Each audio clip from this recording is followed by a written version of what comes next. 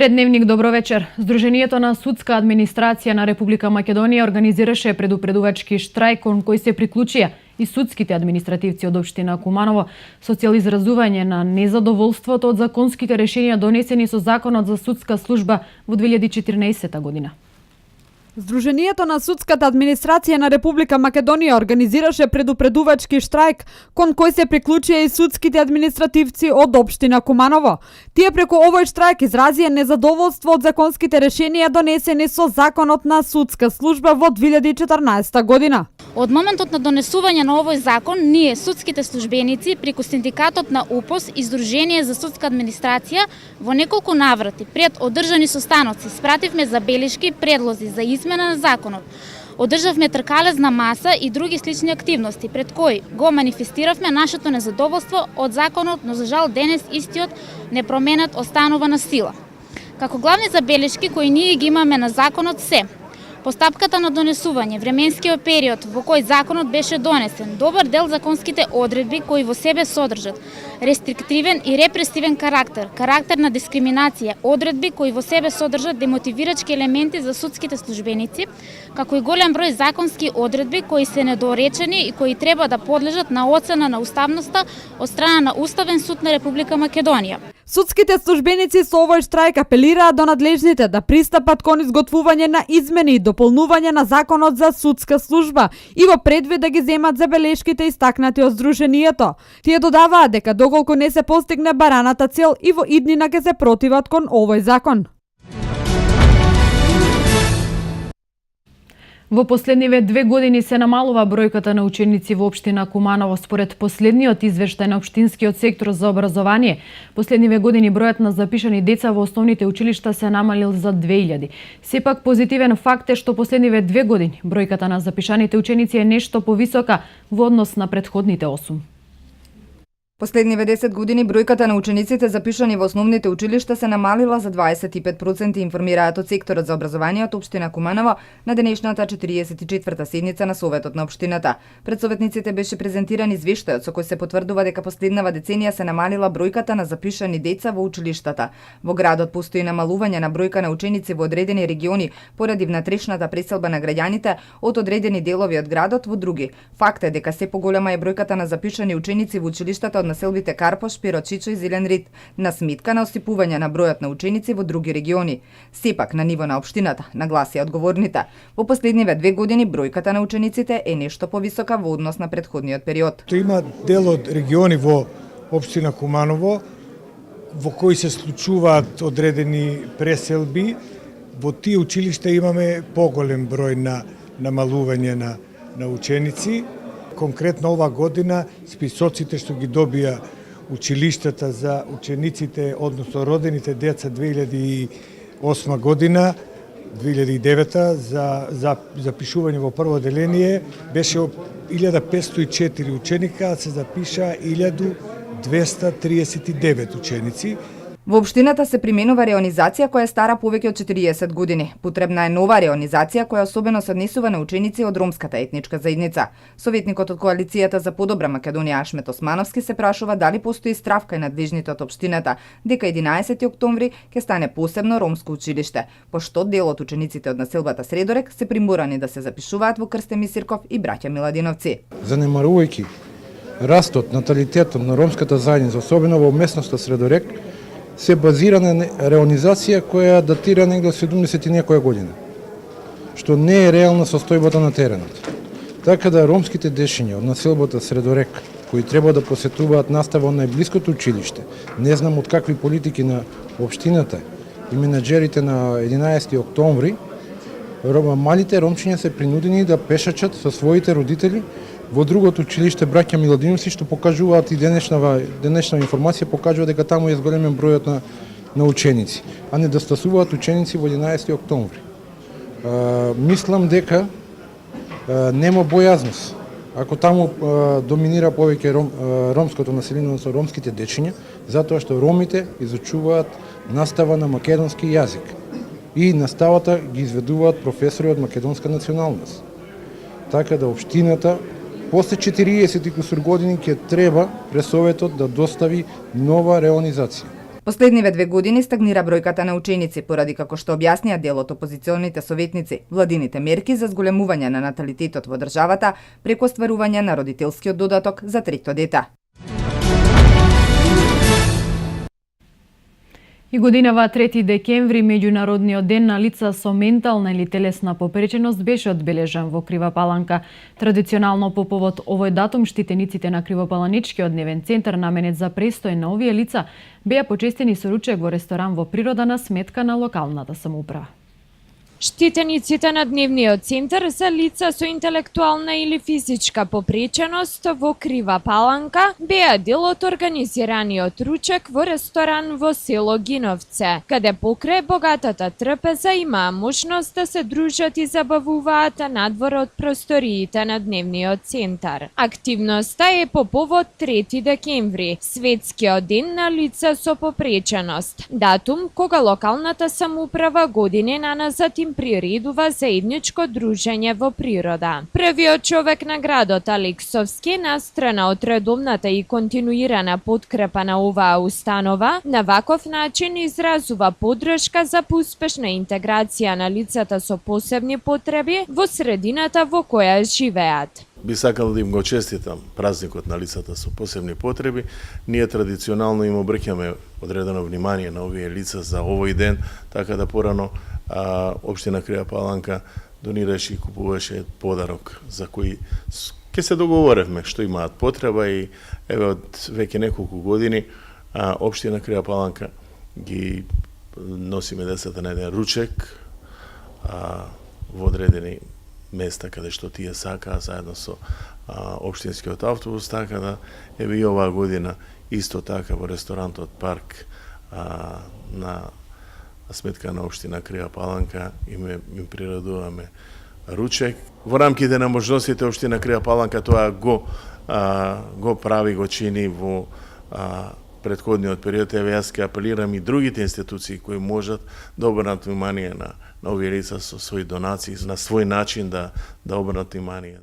Лицата со ментална или физичка попреченост не треба да се товар на општеството, туку може да станат активни членови и да придонесуваат во него, велат одговорните. Кривопаланичкиот дневен центар функционира 2 децении, а го посетуваат околу 20 лица. Светскиот ден на лицата со попреченост 3 декември годинава се одбележува под мотото Интеграција на лицата со попреченост во општеството. Интенцијата на релевантните општествени чинители е да се подигне нивото на јавната свест за инклузија на овие лица во сите пори на општеството, отпочнувајќи од нивната најрана возраст, особено во сегментот на образовниот процес. 3 декември се одбележува како меѓународен ден на лицата со попреченост. Овој ден е посветен на потребите и проблемите кои ги имаат и со кои се соочуваат лицата со посебни потреби. Но, како што велат стручните лица од многу здруженија, невладини организации, сојузи на лица со попреченост, не е доволно само еден ден да им се посвети внимание на овие лица и нивните права за еднаквост со другите. Тоа треба да биде секој ден, да представува дел од секојдневното функционирање на општеството. Овие лица најмногу бараат еднаквост, самостојно живење и функционирање, бараат ангажман во општеството кој ќе ги направи рамноправни, но и горди на себе. Терминот посебни потреби може да означува многу разни состојби, од мали потешкоти во учењето, изразени интелектуални потешкоти и психијатриски нарушувања, хронични болести и така натаму. Лицата со каква било попреченост представуваат ранлива група која се наоѓа се уште на маргините од општеството. Тие се соочени честопати со проблемот на изолација во средината во која живеат. Покрај неповолните општествени економски односи пак на лицата со посебни потреби, нив им е неопходна и потребата од општествена заштита во сите сфери на животот: здравството, образованието, работните односи и останати дејности. Центарот за поддршка на лица со интелектуална попреченост од Крива Паланка, порака, континуирано преку разни форми на действување прави напори за олеснување на животот и инклузија на лицата во средината. Како Центар за поддршка на лица со интелектуална попреченост, во изминатиот период правеше доста во делот на вработување, во делот на образованието и така натаму. Ние сакаме во делот на образованието посебно инсистираме да нема сепарација, да нема одвојување, да не се формираат посебни групи на деца со интелектуална попреченост, напротив, да бидат интегрирани во основното образование во нормалното основно образование, затоа што таму ќе постигнат поголеми резултати, односно ако бидат сепарирани, одвоени и така натаму. Значи ние велиме дека лицата со интелектуална попреченост не дека не може да учат, напротив учат, меѓутоа малку потешко. Досега важеше едно правило, децата или лицата со попреченост да се прилагодуваат према институциите, дали е тоа од образовен профил, дали е тоа од профилот на вработувањето и така натаму. Значи сега обратен процес, треба институциите да се прилагодат према потребите на детето. Секретарот на порака Михајло Колев истакна дека правилната интеграција на лицата со попреченост во општеството треба да отпочне од најрана возраст, да се превземат неопходните чекори за институционално ниво, особено во интегрирање на лицата во редовниот образовен процес, без сепарација на истите. Основното општинско училиште Илинден од Крива Паланка е единствено во североисточниот регион, каде во редовната настава се применува асистивна технологија за помош на лицата со попреченост вклучени во редовна настава. Вашето училиште има ученици кои што имаат одредена попреченост. За каква попреченост станува збор и колку асистивната технологија им помага во одвивање на нормален образовен процес? Значи таа попреченост се сведува на лесна попреченост, бидејќи тие можат да го пратат воспитно-образовниот процес, а со помош на оваа асистивна технологија која што ги имаме бројка 10, комплетно опремена со соцврска компонента преведена на македонски јазик, успешно ја користат. Дури имам дадено 2 компоненти во домашни услови да ги користат и ученици. Оваа технологија е воведена пред 3 години, ја добиме преку проектот Отвори ги прозорците. Ние како училиште единствено во регионот ја користиме успешно. Имаме лиценцирани 15 наставника кои што може да работат со овие тип на ученици, така да тие не се чувствуваат како отфрлени од ова општество, туку се интегрирани во самиот воспитно-образовен процес. Според податоците на Светската здравствена организација, повеќе од 1 милиарда луѓе во светот живеат со некаков вид хендикеп.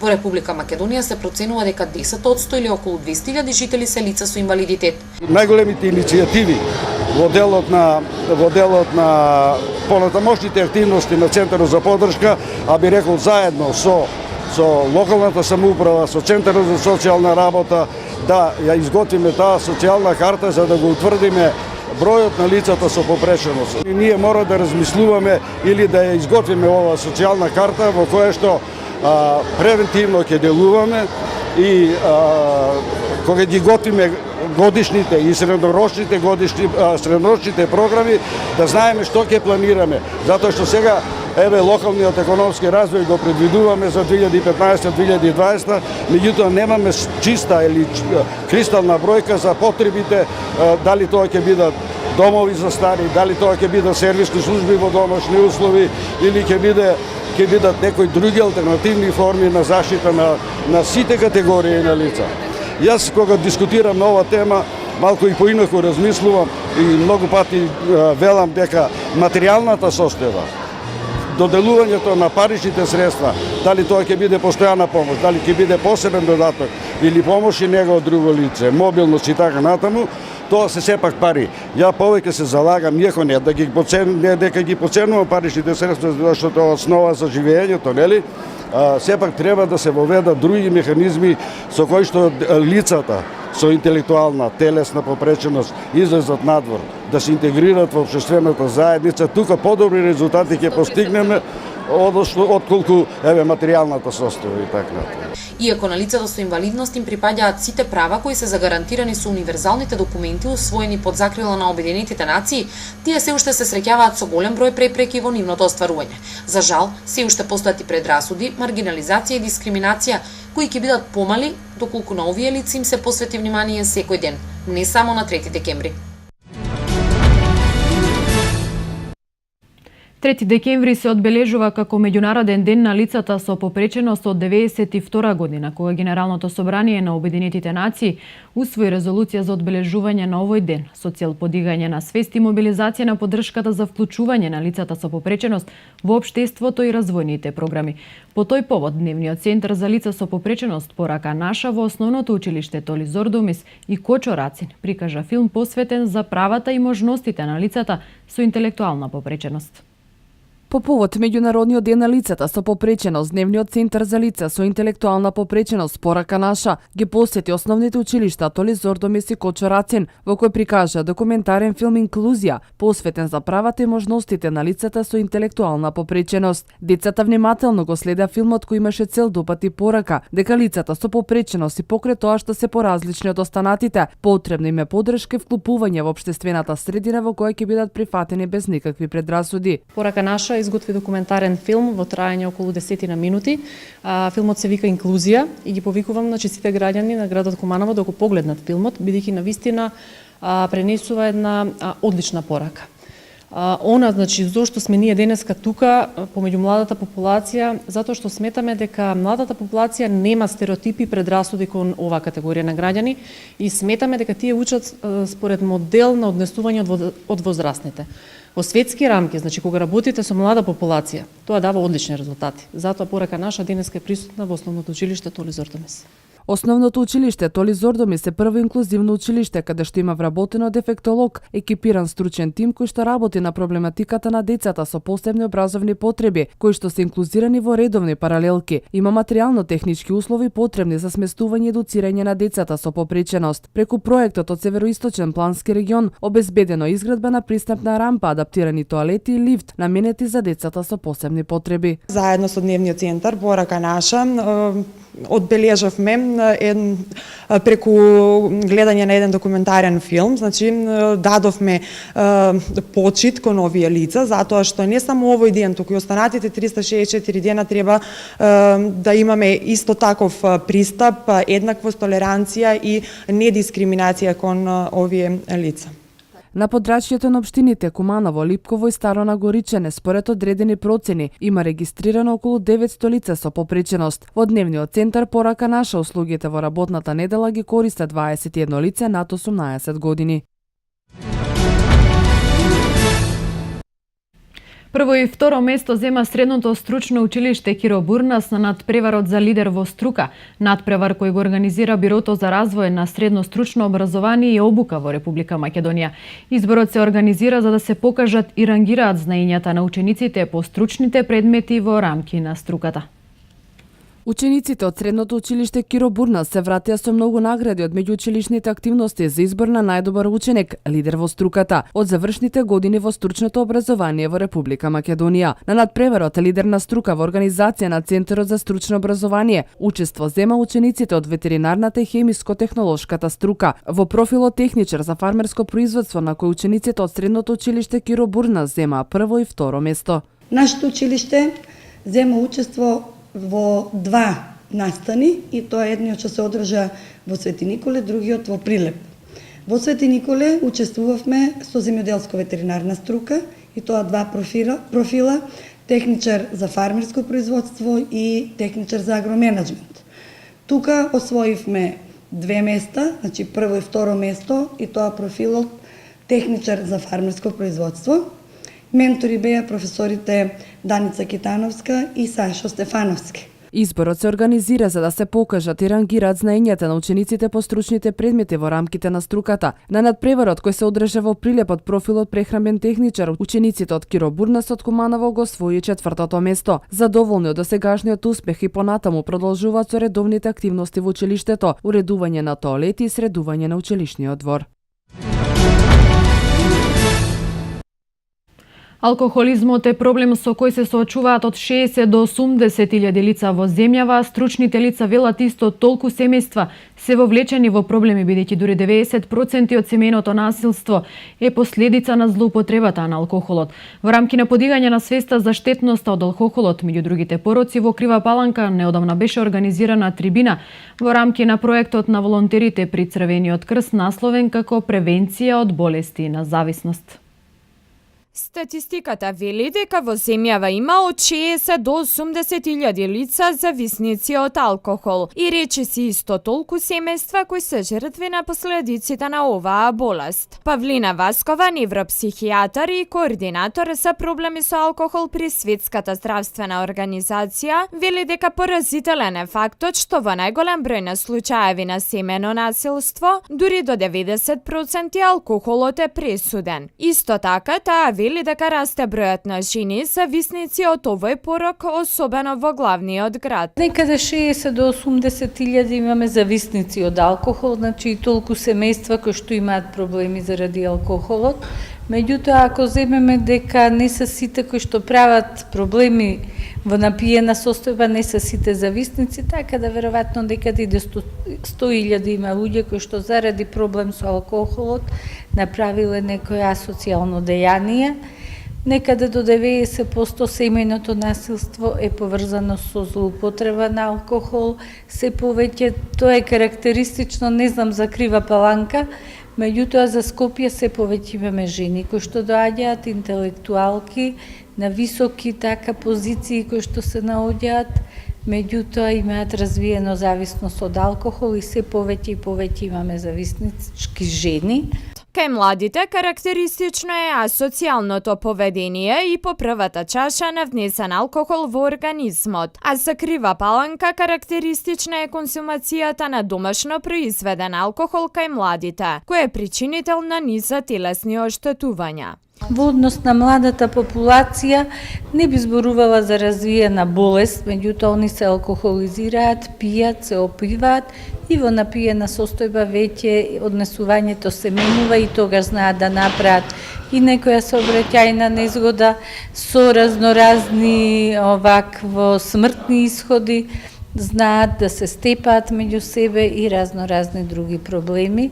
За подрачјето од Крива Паланка имаме во однос, бидејќи во психијатриска болница Скопје работам, имаме проблем да употребуваат алкохол, меѓутоа не чист, домашно произведен, со метил алкохол голема количина и многу често во делириум запаѓаат и се со многу телесни оштетувања заради употребата на алкохол. Во однос на барањето на лекарска помош, само 1% од зависниците на ниво на државата се обраќаат за помош. Медицинскиот третман е успешен кај 30% од случаите, додека само иницијативноста за вклучување во клубови за лекување, заедно со семејствата дава успешни резултати кај 80% од зависниците, кои одлучиле да бидат упорни во борбата со овој фатален порок. Според најавите, клуб за лекување на алкохоличари планирано е да биде отворен и во Крива Паланка. Еве една активност имавме пред некое време и тука да отвориме еден клуб, пошто имаме доста пациенти од ова подрачје. Оти не е проблем само они да го остаат алкохолот и да не пијат, поголем проблем е како да одржат абстиненцијата, да живеат без алкохол. Британски проект додели 24 грантови до 100.000 денари за нови микробизнеси во рурални и мултиетнички средини. Целта е подобрување на бизнис практиките кај целните групи во регионот и обезбедување долгорочни решенија за одржлив раст и развој на бизнисите. Британски проект додели 24 грантови до 100.000 денари за нови микробизнеси во руралните мултиетнички средини. Се реализира во Полошкиот и во североисточниот плански регион и има цел да ги подржи почетните микробизнеси за самовработување и нивна стручна подршка во првите 2 години. Проект менаџерот Суада Статовец истакна дека проектот во текот на 2 години подржа 48 проекти главно од земјоделски сектор и од областа на занаетчиството. Целта е подобрување на бизнис практиките кај целните групи во регионот и обезбедување долгорочни решенија за одржлив раст и развој на бизнисите. Поддршката е насочена во процесот на основање и развој на микробизниси, развивање соодветни производи и услуги, маркетинг на производите и услугите, како и нивно поврзување со пазарот, промоција и продажба.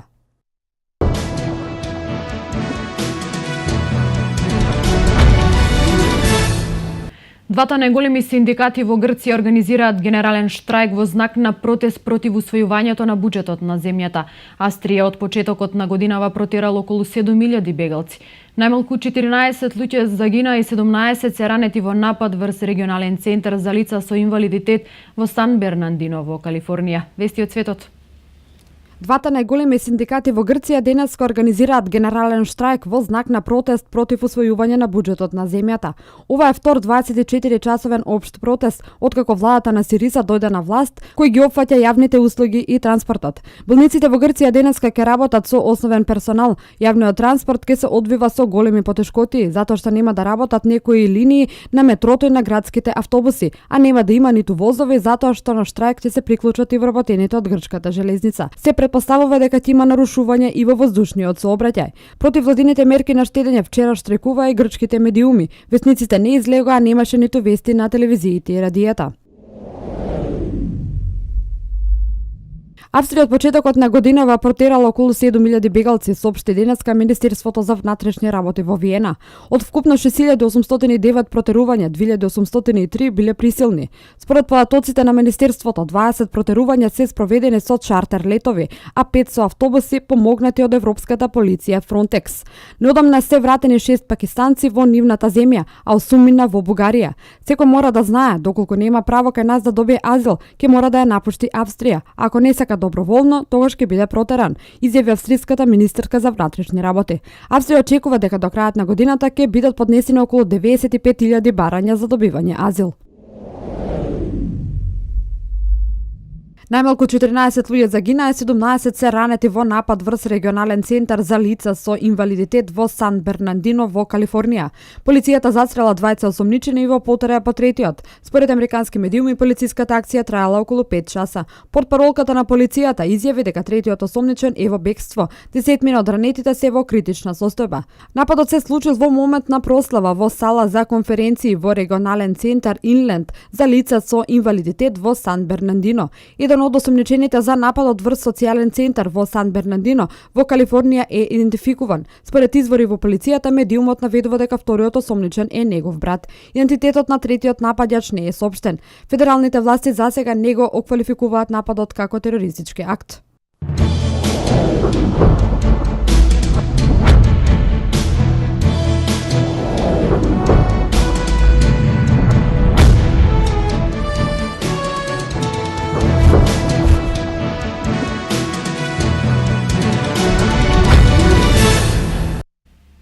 Кошаркарите на Куманово го одиграа последниот меч од ФИБА купот за оваа сезона. Избраниците на Тодоровиќ го доживеа петиот пораз во ова надпреварување од полската екипа Роса Радом со 89-73 и го зазедоа последното место во групната фаза. Во надпревар кој ништо не решаваше, кумановци не се многу трудија да остават добар впечаток пред своите навивачи во спортската сала. Од првата минута домаќинот беше во подредена улога, а гостите од Полска дојдоа да се надигруваат. Првиот дел пољаците беа многу подобри и заслужено го решија во своја корис, додека во вториот дел Куманово се закани само на почетокот на третиот период. И тоа беше се што направија на овој надпревар. По доста превирање во нашиот клуб, смена на тренерот, играчиве оваа утакмица не ни значеше ништо ни на нив ни на нас. Играме со поквалитетна екипа од нас, со поголем буџет, така да моите играчи мотивацијата беше на нула. Мислам дека одигравме добро. На крај заслужено изгубивме и се опростивме од ФИБА купот. И сега ни преостанува да се преориентираме на домашно првенство. Имаме нови засилувања, така да мислам дека во домашното првенство нешто повеќе ќе успееме. На овој начин Куманово неславно се прости од европските надпреварувања, а сега сите сили ќе се насочат кон домашното првенство, каде имаат големи амбиции.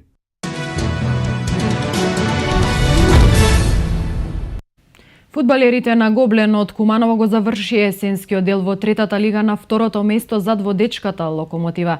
Тренерот на екипата Имери е задоволен од учинокот, а за пролетниот дел најавува освојување на првото место и пласман во второлигашката елита.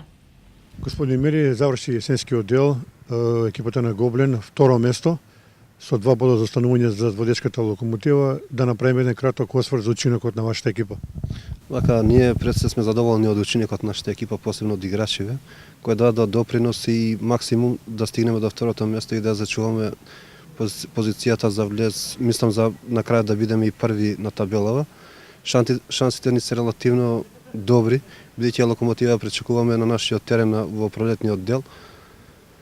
Ова есенскиот дел заврши како и што очекуваме според планираното, очекувајќи дека ќе бидеме на самиот врв и така и бидна. Со Локомотива играме во Скопје, значи директниот конкурент го имаме победено на нивниот терен. Така да мислам шансите се на наша страна да на крајот ја оствариме целта, бидеме први и играме бараш за втората лига. Да не кажете сега, престои пауза во овој есенски дел, како и некој начин ќе ги извршувате подготовките за пролетниот дел? Да, моментално сме на пауза, значи по новата година ќе почнеме со подготовките за пролетниот дел. И тука некаде средината на јануари ќе почнеме со подготовки. Мислам дека ќе успееме да се подготвиме и да бидеме целосно подготвени за да на крајот се оствари целта на ова надпреварување наше. Ќе има ли некои заселување во играчкиот кадар за да бидете уште посилни во пролетниот дел? Ние моментално играчкиот кадар, фонд на играчки кадар имаме доволен, меѓутоа ќе се потрудиме да доведеме уште некој. Не можам да истакнам сега имиња во овој момент. Во фаза сме на преговори и ако успееме, тоа ќе биде добро за нашата екипа. Ние сме отворени кон сите играчи, посебно млади играчи, кои мислат дека можат да допринесат, можат да играат фудбал и се талентирани да си покажат своите квалитети кај нас.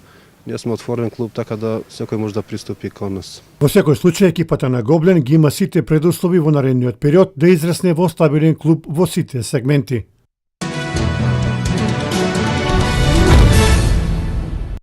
Вести од меѓународен спорт. Светската фудбалска федерација продолжува соопштењата на високи функционери кои се поврзани со корупција. Челните луѓе на тимот на Мерцедес размислуваат за следната сезона да отпуштат еден од двајцата возачи во својот тим. Некогашниот шведски тениски ас Робен Содерлинг е на добар пат да се врати на тениските терени по долгата пауза. Во продолжение на антикорупцијската акција против ФИФА која трае изминатиот период, синоќ во предворието на луксузен хотел во Цирих уапсени се неколку високи функционери на ФИФА. Според Нью Йорк Таймс, уапсени се председателот на КОНКАКАФ Алфредо Хавит од Хондурас и првиот човек на јужноамериканскиот фудбал Хуан Анхел Напут.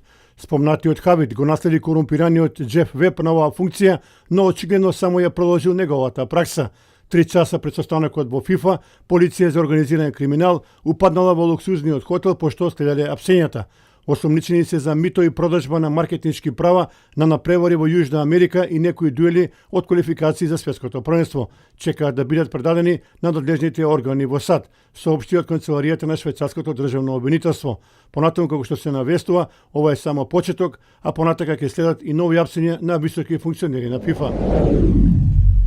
Тимот на Мерцедес ја разгледува можноста да отпушти еден од двајцата возачи Луис Хамилтон или Нико Росберг доколку продолжи нивниот лош однос, изјавил директорот Тото Волф. Волф додаде дека лошиот однос на двајцата возачи е најголемата слабост во тимот и дека тоа не е прифатливо. Се бориме да победуваме, но понекогаш имаме еден возач кој е незадоволен од исходот.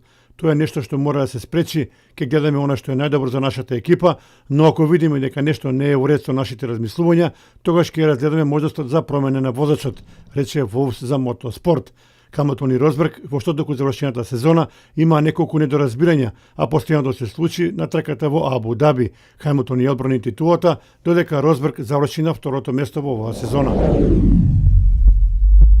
Некогашниот четврти тенисер на светот Робен Содерлинг најави дека ќе се обиде да се врати на теренот во 2016 година. Швеѓанинот боледуваше долго време од мононуклеоза и не настапуваше на турнирите од 2011 година. Мојот тим и јас веќе ги започнавме подготовките за 2016 година. Поставивме неколку цели пред нас, но се уште не можам да ги откријам. Мислам дека доаѓаат подобри денови за мене и мојот тим, рекол Содерлинг. Тој во кариерата има освоено 10 титули, а играше 2 пати поред во финалето на Ролан Гарос.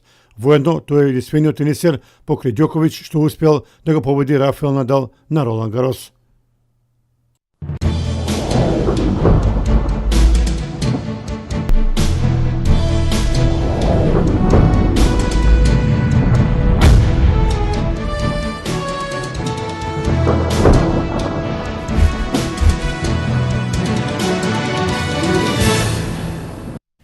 Какво време ќе има североистокот од временската прогноза?